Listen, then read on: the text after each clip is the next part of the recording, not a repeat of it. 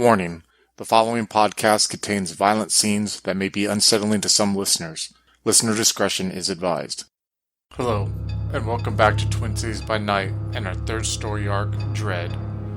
Dread is set in the Twin Cities of Minnesota, Minneapolis, and St. Paul in the hot and humid summer of 2011. Join us again and continue to follow the journey of Kaetao, played by Quinn, and William, played by Slavic, as they continue to traverse the dark society held within the Twin Cities. They will be joined by three new kindred: Warren, a Tremere, played by Adam; Valentine, a Nosferatu, played by Alex; and Lenny, a Nosferatu, played by Andrew.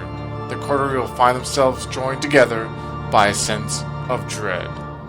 If you would like to contact us, you can follow us on Twitter at twin_cities_VTM or Facebook at Twin Cities by Night. We hope you enjoy. Warren, you awaken in your bed and you're overwhelmed with a sense of duty, right? Because every morning you wake, and no matter what occurred the evening before, is expected of you to do your checks, right? Absolutely. So when you're doing your checks, you slowly make your way through this house. And as you walk into the foyer of this home, the circular area, which we've had you at plenty of times before, you hear a sound coming from upstairs in the direction of Cynthia's chamber. A chamber in a room where you usually don't go in. And you hear coming from this room the soft moanings of pleasure coming from a female up there that are in sexual nature. Now, they're not loud, they're not obnoxious, but they are there. Are you continuing on with your checks, or what is going on in your mind right now when you hear that? Warren will pause for a second. He'll turn on heightened senses hearing to get a better sense of what's going on, but he will only pause for a moment. He'll discreetly continue his duties. He doesn't want to invoke her wrath. And when you turn on the heightened senses hearing, you just kind of just hear the sound of love making occurring, but it if you were to guess, it would seems feminine in nature. Now, I mean, you're not hearing like vivid, distinctual details that would come to your head, but you could definitely hear it sounds like two females are up there enjoying the pleasure of each other. And as you're processing that and you start doing your checks again, you make your way down that first floor hallway that you long ago, almost 60 years ago, pulled Cynthia from danger. 60 years ago, you were in this very house. You were in that very room where you heard that sound coming from. You were in a canopy bed. You were just got done making love to her. You were infatuated with her, and the attack happened. And it's still hard for you to wrap your mind around exactly what happened because it was total chaos. You just know that in a flurry of instinct and survivalism, you rushed out and you were pulling her along down those steps as you heard screams coming from the upper hallway or even screams from coming down there.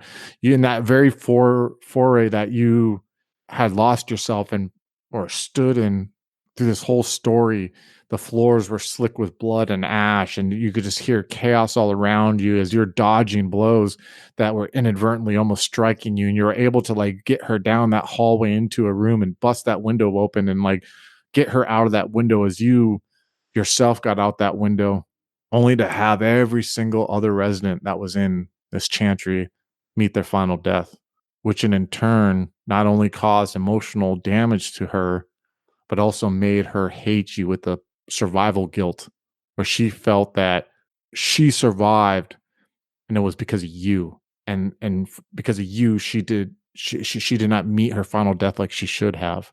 And it was at that moment that you unknowingly caused the beginnings of this horrible relationship between you and her that once had been physical and full of love, where you lost your wife and your son and they had left you. Your career went to shit because of her.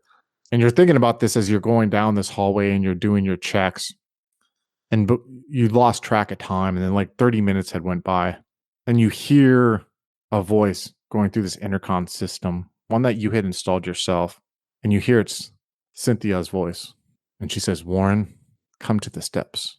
We need to talk." Warren's going to cringe a little, and he's going to dread this, but he will obey. As you walk towards down the hallway back towards the foyer, you see these steps that go up, and these steps kind of like go up in a curved motion. There's about 20 of them.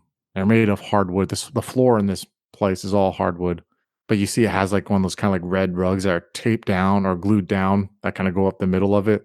And you look up and you see along the wooden banister 3 people. On the left, almost like where the hallway starts, where you couldn't see any further, you see Jenna standing there. And Jenna's wearing like this summer dress of sorts. It goes down to her knees. It's kind of like sky blue. It's a beautiful contrast to her paler skin. And you see she's holding on with both hands to the banister and she's just like looking down at you. But then you look towards the right, towards the stairs, and you see this woman that for but a brief moment made you forget about your existence. And you see Melissa standing there. And she has this white silk bathrobe on, and it's open along the front. So you can see like the inside curve of her breast, and you can see her pubic area. She has this glazed look over her eyes. Her face looks a little slack. And you see behind her, with her face going over Melissa's shoulder, Cynthia. And you see her brown almond shaped eyes and her hair that goes straight down the sides, looking down at you. And you see this smile slowly breaks Cynthia's features. And she gently rests her chin on Melissa's shoulder. And she's like, Warren, you fucked up, Warren, didn't you? So what's the difficulty of this frenzy roll? I will say difficulty 4. 2 successes. Oh, 2 successes. So you feel like this, like the beast come out for a little bit, and then your drive of purpose, of loyalty to the clan, forces it in. And then you see like when you don't answer right away, Cynthia like comes out from behind her and like stands next to Melissa, to the left of Melissa. So she's kind of like Jenna's like about 10 feet to the right of Cynthia, looking down on you, and she's right to the right of Melissa. And you see Melissa just kind of standing there, arms to her side, slacked face, like she's not processing what's going on. And you see Cynthia look down at you. She's like, Warren, every time you touch something, you mess it up. You know, I had to embrace you because you attracted the attention of someone else. You had to mess it up there. Countless things, Warren, you touch. Like when I should have died with my brothers and my sisters, you fucked it up. And now this. Now you have where the prince of our city and the council themselves want you excommunicated. They want you gone. They want you wiped out. What am I supposed to do with that, Warren? Nothing would bring me more pleasure to see your life ended. Maybe I would, and you see her like turn to the left of her and move the hair a little bit of Melissa out of her face. Maybe she could replace you. You seem to see something in her. Maybe it was her who was the distraction to you. And you see her slowly like look at her, like move her face towards her a little bit, look in her eyes. She's like, I can understand. She tastes good. I enjoyed it. But no, I don't know. Jenna tells me to show mercy. Maybe I will do that. But all I know, William, is you have to get punished. Right? Right, Warren? What was my error? Why would you go to someone's domain and cause the mayhem that you did? Why would you do that, Warren? What mayhem? Right now, in the northern part of this city, there's a riot that is still going on that I have been told you caused with your friends, your newly found friends, by the way. I caused no such riot. I simply jumped off a roof. When you say I simply jumped off a roof, you feel the words leave your mouth. And by the way, I just rolled this and I got 5 successes. So as you say, I simply just jumped off the roof. You feel like yourself shaking for a second and you feel yourself like going down to your knees on the ground, and it's almost like your body is moving like against its own will, like you can't control it right now. And you just kind of feel like your chest starting to come out and your abdominal and your core starting to sink in and your back start to arch, and you feel like your hands are starting to slowly come out, and you feel like you feel like almost like your head is getting like pulled up against this wheel, like there's like a rope that's being pulled up against it, and you feel like you're sitting there, and you feel like yourself, like your cheeks start like collapsing upon themselves, and you feel like you almost like want to breathe, and you even feel your body going like almost through the motion, and you just see like and you feel like out of your mouth starting something slowly starting to like come up, and you realize that it's your vitae that's starting to slowly come up from your mouth, and almost as it's like about to break out of your mouth, and where normally it would like spew out, you see like as it bubbles out of your mouth, you see it slowly starting to like dissipate in front of you, almost like you see it float for quick seconds where it's like in your eyesight, and then it just like almost like slowly like you probably didn't even see it. You feel yourself like being shrunken almost. Like, what's your blood pool at, by the way, right now? Presently, it's a 6. Okay. Now you're down to 1. And what had happened is that you feel yourself almost like being, your body is arching, and you feel like your body is fighting itself, and you can't feel this like it keeps coming up from your throat, and it's like escaping your mouth. And there's a moment where like you realize what is happening, almost like you don't know what is happening, but you feel like this isn't stopping, like this should stop. Like she normally stops, right? Like she makes you feel pain, and she makes you, but you haven't felt this before, and like you know that like she needs to stop soon, and you start like in your mind, like the last bits of sanity that are in there, that you almost like want to beg. It's almost like you're forcing yourself out, like you're like sitting there trying to connect with her, and you're like seeing through your eyes her looking down, and that's all you can focus on is a smile. And then you hear Cynthia, stop, you gotta, no, fucking stop. And all of a sudden you look, and you see like Jenna just come behind Cynthia, and she just like almost like grabs her, and they both like go over the banister, like fall over each other, and you like see them land like right in front of you. When they land, you kind of like feel yourself like like you can breathe again, but you know you're not breathing, but you feel like in control of yourself again.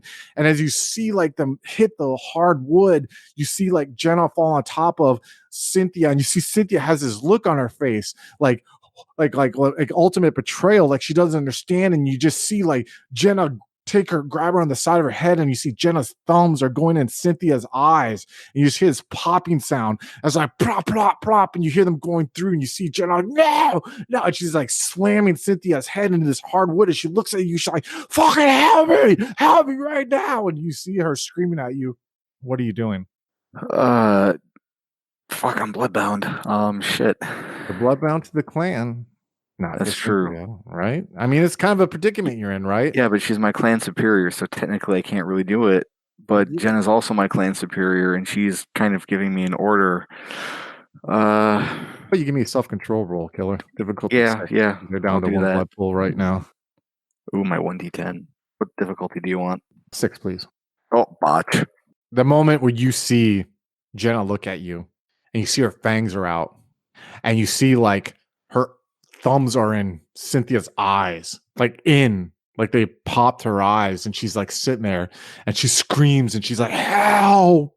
You leap, and you're on Cynthia's arm, and you feel that vitae, the vitae she stole and added her soul to, go into your mouth, and you feel it slowly making its way, and you're fighting it, because now you not only want to make her pay for all the pain that she did to you, or what she did to Melissa, you still love her. And there's a moment where those thoughts come over, but then you feel the beast coming out, and you slowly feel that go from love to survival. And unlike any other victim that you've done this to, you don't hear a heartbeat. It's just a endless river of emotion. You start seeing slowly as you lose yourself. You don't hear anything, Warren. You don't hear Jenna. You don't see anything. You're just lost in yourself. You're almost more in tune than a lot of kindred are to who they are, to themselves. And you feel, while you're doing this, a presence. It's complete dark right now. And you feel this warm presence right now. And you realize this is the woman that you loved at one point in her purest. And you feel her mingling with you. It's almost like the First time you made love with her after you unknowingly had her vitae, but it's of the soul. It's like that pure moment where you know you're absolutely in love. And it's almost like you don't want it ever to end. Because when I mentioned last session when you and William kind of felt a connection and you were alone in that elevator and how you felt at ease, this is peace. This isn't being at ease. This is total, absolute peace that is happening now. And you start realizing that you now are truly knowing this woman that you served and loved. You start having these memories that start entwining with yours. You see these memories of being an immigrant girl somewhere on the East Coast. You think it's Boston. You see like horses going along these muddy roads as she is going between different families with her mom holding her hand. You think she's maybe like 13. And you know that her mother, who's from Sicily, takes her to these other immigrant families because she knows that her daughter has some kind of gift. She thinks she's been blessed to help families find their way, to help them understand things that they don't seem to understand. That her daughter, who is 12 or 13 right now, seems to be wise beyond her years and seems to be someone who people now seek for advice. And her mom doesn't do this for any kind of personal gain. Her mom does this for like a religious reason, for the Holy Church, thinking that her daughter has been blessed. And then you cut to this memory of being taken in the middle of the night and having these men steal you, throw a hood upon your head so you don't know where you're going, take you into this carriage, throw you somewhere where it's cold and wet, and these men do unspeakable things to you, things that no 13-year-old girl should ever have done to her. And after like days or who knows, an eternity of that happening to her, finally this hood is taken off her and she sees a man sitting in a chair in front of her. It's a man who's wearing like a 3-piece suit with a vest that's charcoal gray, has these really well shined black shoes. He has gray short hair that's cut to the style of a hard part with a razor fade. And he has this thick gray mustache. And he speaks in the Scottish voice. And he tells this girl that she needs to forget her family because she's going to become part of a new family. And that she's attracted the attention of this man's mistress. And that she needs to slowly break herself of what she is to realize what potential she'll offer her new family. And he tells her that she's lucky that she's being chosen like this. And these talks go on. Like he comes by in between these horrible scenes and tragedies that continue to happen to her by these kidnappers. But she never gives up. And there's a moment where one of these men, when he took off his jacket, had a pair of reading spectacles that had fallen out and he forgot them. And she hid them. And she continued to play this Scottish man when he would come and visit her. She found out his name was Roman. And she eventually convinced him to let her be untied so they could sit there and talk as equals. And in one open opportunity, she was able to stab him in the eye with these glasses, with the frames of these glasses, and escape, barely. But she knew at this time that she couldn't go back to her family. She didn't even know she still had a family. She just knew she had to get out of Boston. She had to flee out of Boston. And soon she found herself on a train. She didn't know where she was going to go. She ended up soon finding herself going into the Dakota territories. She found that every evening when she sat on this train, dirty, being looked at by these guests, that this one man would always come to speak to her. And he saw that she was scared and frightened and timid, and she was almost borderline catatonic at the stage. But eventually he slowly got her to start opening up. He seemed trustworthy. And soon when they got to St. Anthony in the Dakota territories, he brought her into the ranks. And he ended up being her sire in a chantry in a town that soon became St. Paul, and then soon became one of the two twin cities. And as that memory slowly fades away, you realize what you're doing at that moment. You realize that that is the last you are ever going to hear of her. And that's the last that you're ever going to feel of her. And that maybe deep inside the recesses of your mind, you might be able to touch that again, but you don't know. And the sadness overtakes you. And next thing you know, you see yourself on your knees looking down at Ash in a bathrobe and blood. And you see like Jenna is on her knees in front of you and she's slowly lifting up your head and her hands have blood on them too. And you see her fangs out. And you see slowly Jenna comes in and kisses you and she pulls you down with her as you guys grow entangled together. So let's talk mechanics. I need you to roll me a conscience roll, please. Difficulty 8. You automatically lose a dot of humanity, by the way. So you're down to 4 right now. So if you can roll me a conscience roll, difficulty 8, it would be mucho appreciated. 0 successes. So you lose an additional dot of humanity. So now you're down to humanity of 3. Yep. What's your generation again? It was 8th. Yeah, you're down to, she's your sire. You're down to 7th. Yep. And then, why did I even ask that? I should have known that. And then I need you to roll me 1d10, please. Yeah, 1 dot in thaumaturgy now. Path of blood, 1 dot. And how we'll do this in game is we'll say that like you just find it's like the little essence of Cynthia that's left in you. You just feel now. Yeah, it makes sense. Do I get to pick a ritual with that, or is it just the discipline power? You can pick a ritual, but we'll figure that out. Yeah, out of between session. games. Yeah. You find yourself like you and Jenna right now in this, mixture of ash and blood that's like spread on this wood floor. You find yourself like you and her are living this facade of like sex being used as a way for two people, consenting people, to forget about a pain or a tragedy that affected them both. Now, this is something that kindred don't often do, but this is oftentimes something that sometimes they do. And I'm not going to get into the details of it, but you and her are lost there. And then when you're done, you both are sitting there naked. And Jenna slowly gets up. I mean, like this dress she had on is just disgusted. And you are sitting there. Now, before I continue on with the scene, what's going on in your mind, Warren? Warren has no idea. He's just completely lost at the moment. There's just such a rut. He's numb. It's too much emotional input. He has no idea how to handle it, and he's very close to some sort of break. Yeah.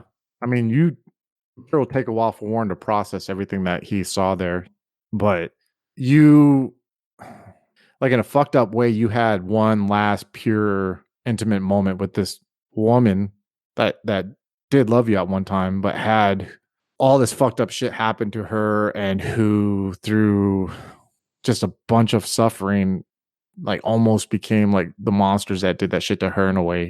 It was just like perpetuated that life cycle of violence, and of abuse.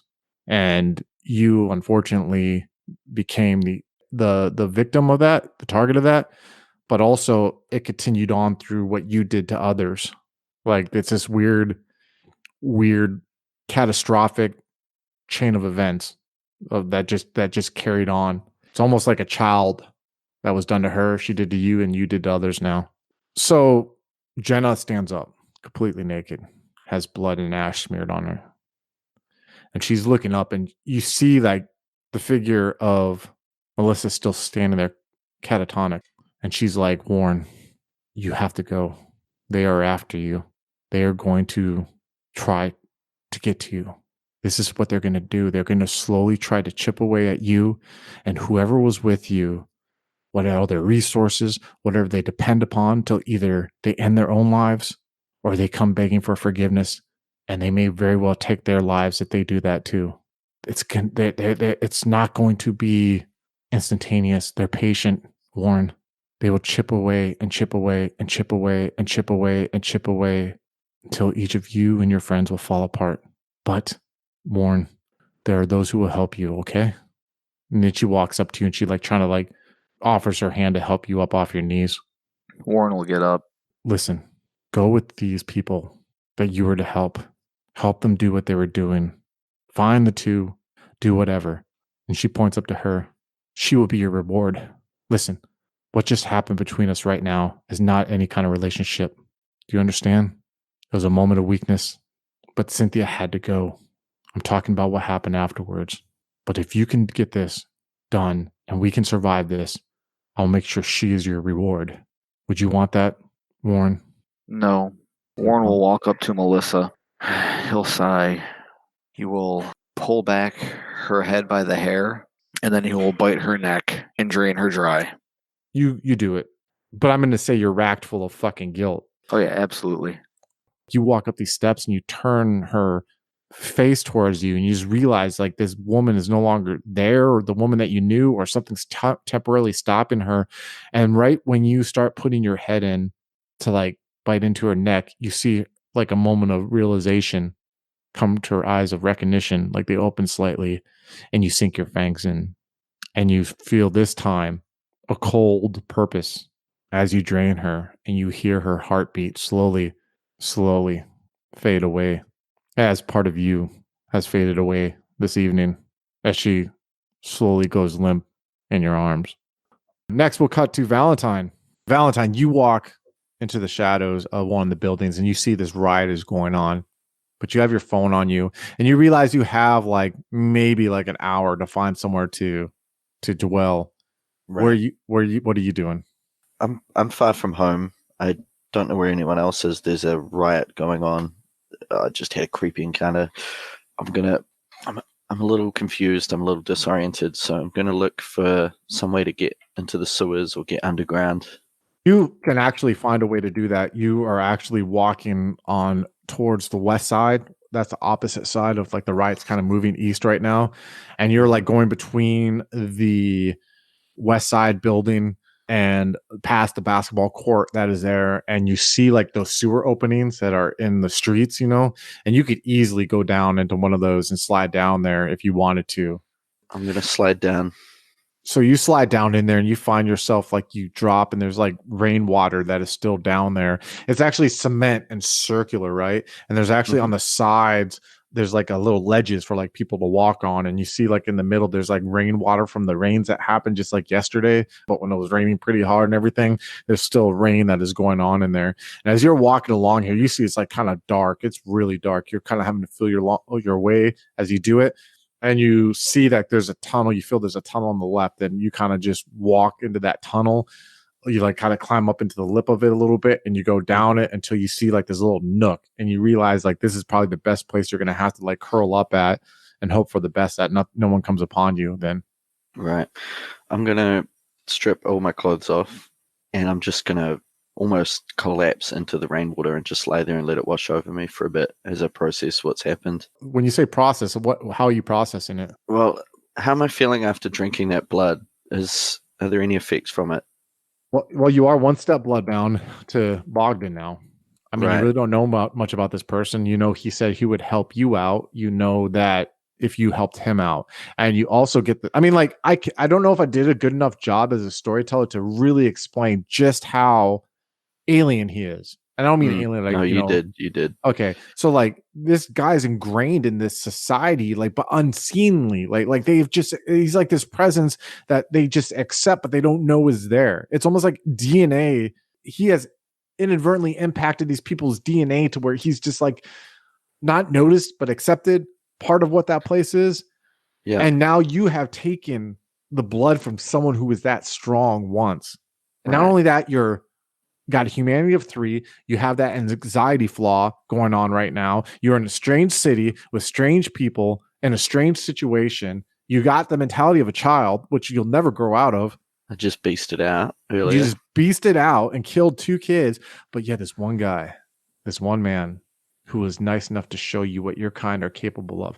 I would almost say it's like a troubled youth having a big brother. I don't want to say like he's like a big brother, like a big brother figure, but I don't know in New Zealand if they have that, but like in America, they have this big brother program where like these men will come and help troubled youth males and kind of give them like a father figure in a way, but they call it big brother.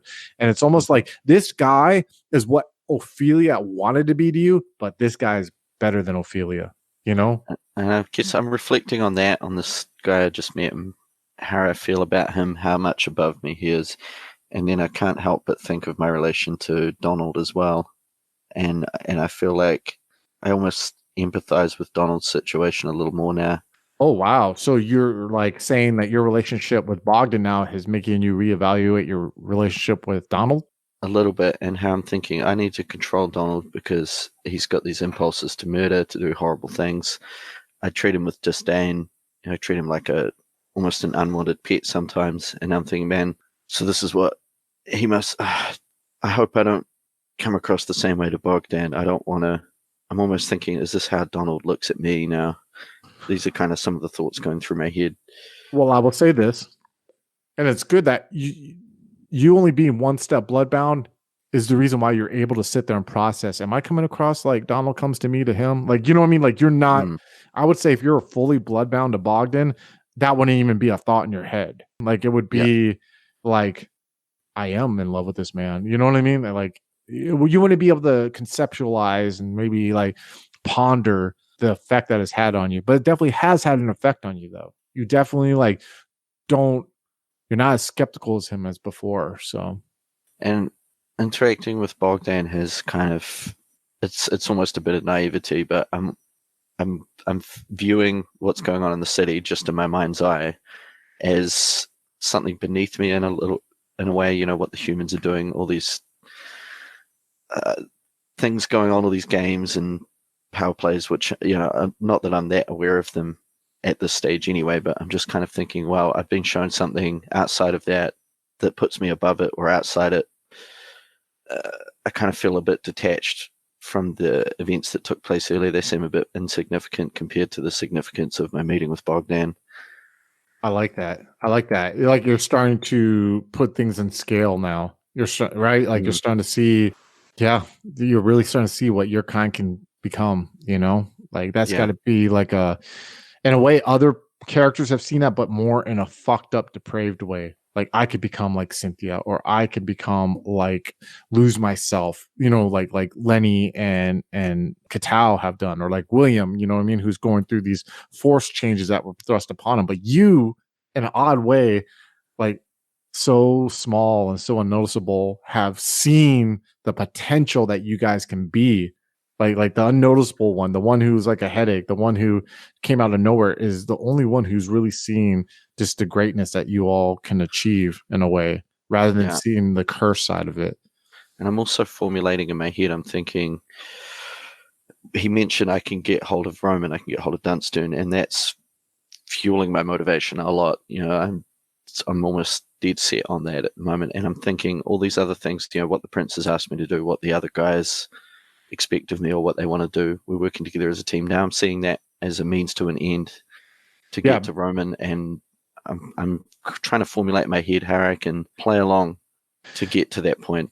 Yeah, because he said if you get him the location of those two, you know what I mean, he will get you Roman easily. And I vaguely knew who he was talking about, but it hasn't been at the forefront of Valentine's mind. So through emails, I assumed he was, through the emails from Ophelia, I assumed he was talking about Cynthia, the pregnant Cynthia. Or did you change her name? Yeah, we were calling her Cindy. Yeah, pregnant Cindy. Sure, yeah. I'm thinking about her, and I'm thinking, well, he needs her.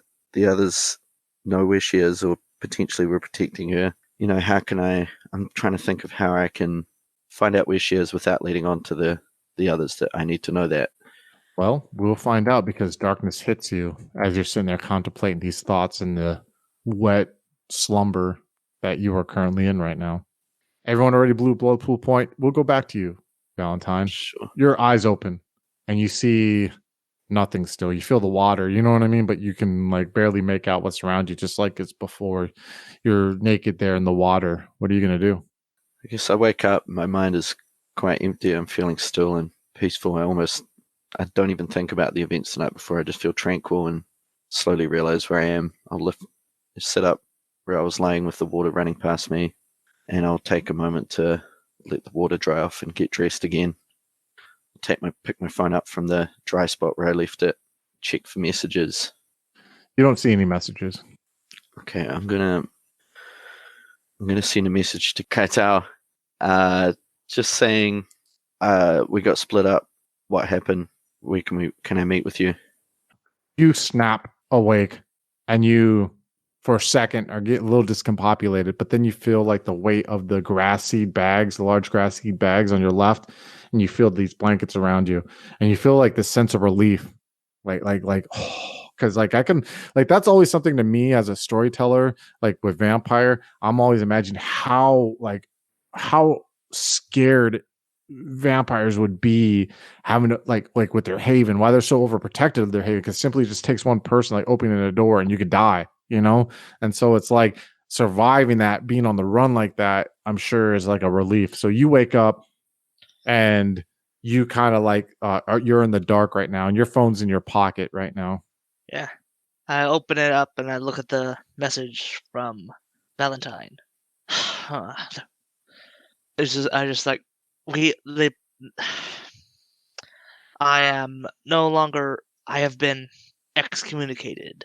Don't know about the others. But dangerous time. Don't be too obvious. I'll just send a reply back saying, 2 question marks, and then I'll say, message me if you need something, if I can help in any way. And just message back saying, find me a long-term place to stay. I'll just reply with a smiley face and close my phone. I want to look on the news. If I've got data down there, I want to look on the news too and see if there's updates about what happened the night before the riots, etc. You're actually seeing that the riots are slowly starting to simmer down, that they're actually throughout the day, they had to like have police come in and they had to like round up people, that there was protesters, that there was like video recording of police brutality that was going on. Then like now big name news stations are starting to like talk about this riot that is like, not only did it consume the Echo projects, it started like going through the north side of Minneapolis, where like businesses were like looted, and like it's still like, it's like they're wondering if the mayor's going to declare martial law for a second, or if he's going to like put in a curfew. And you just see though that like it looks like that police are starting to get under control. There's been talks of whether or not like National Guard should be called up to help stop it, but they think it's no longer a case. But it's definitely like there was a lot of damage that was done in northern Minneapolis. But when you look through the pictures of it on your phone and you start seeing stuff, you realize that like it kind of like nothing was done to the Echo projects. Like everything around the Echo projects or in other like further away from the Echo projects in the north side, but somehow that like the north side of the Echo projects wasn't touched. Those 4 buildings are still there. Still a reminder. All right, I'm going to make my way up onto the streets, but before I emerge from the sewers, I want to use Mask of 1,000 Faces and just disguise myself as just like back to my hobo form, my short hobo kind of look, with my hood pulled up and everything. We will cut to Lenny. Lenny, you snap awake and you feel something in this freezer with you. You feel like it's close to your face. You can feel like little breaths, like breathing, and it's kind of like shocking. It's almost off. Yeah, that doesn't make any sense. Yes. What are you doing? Well, I mean, I'm in the river underwater. I can't feel breath, so like immediately it's confusion. Like I'm just a bit like, what? That's because it's like I'm surrounded by water and what? And then obviously I'm like waking up, eyes are open, that kind of thing, like normal. Look like getting the sense of things around me. You're gonna rise to the top, like open it up and come out and everything. Yeah, like am I in water? That's the first thing? Yeah, I'm underwater. You're underwater. You're definitely know you're in your freezer. You feel I have like the dumbbell on your chest. Okay, Yeah. I'd slide that off, open it up. I'm feeling around on my face. I don't feel. I'm turning on Auspex like I always do. Yeah. You don't feel anything around in there with you. Like you felt breath on your cheek and like swore there was someone there, but you're like moving your hands around, you know what I mean? And you just feel that dumbbell. You feel the freezer. There was this weird discombobulating feeling like you almost felt something there with you. So you like open up and you're starting to like get you're starting to like swim up to the surface, and you like break the surface of the water. Yeah, just like I always do, like cautiously looking around. Because again, it's like survival, because you don't want to be caught like, Swamp. Hey, here's this guy coming up out of the river, like all this, what the fuck is that thing? None of that. No, we ain't having that. So carefully, cautiously looking around, taking in the night air, observing things with enhanced senses to make sure that I'm not like going to be seen.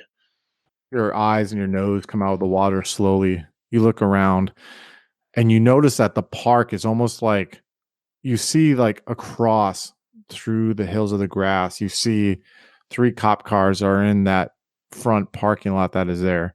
And then you look to the left and you see that there's like 2 cop cars that are off in the left of the parking lot there.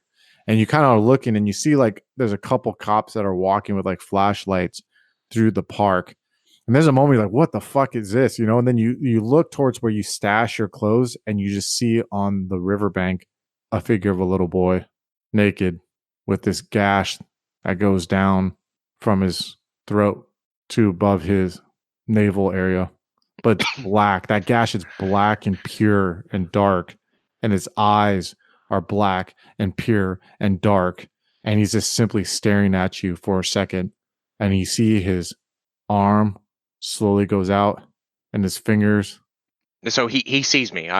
He sees my you. normal routine. I'm obfuscated. Oh yeah, he sees you. Okay. And his finger slowly extends out and points to where you stash your phone and your clothes. Oh, hello again, folks. I'd like to tell you about the Facebook group we run called White Wolf and Onyx Path RPGs, Gameplay and Media. Have you ever wished you could have an easy way to find gameplay videos and podcasts, or just media in general that deals with your favorite White Wolf role-playing games? Or have you ever wished you could find a forum to share gameplay that you have recorded? One that won't be drowned out by random posts and discussions, so that your media could get the attention you deserve. The group is specifically run with the sole intent of it being a one-stop shop for people to view or share media involving the games we all love. We take thorough steps to ensure the page does not become cluttered and is easy to traverse. The group is already immense and continuing to rapidly grow, with new media being shared every day. Stop on by. We hope to see you there.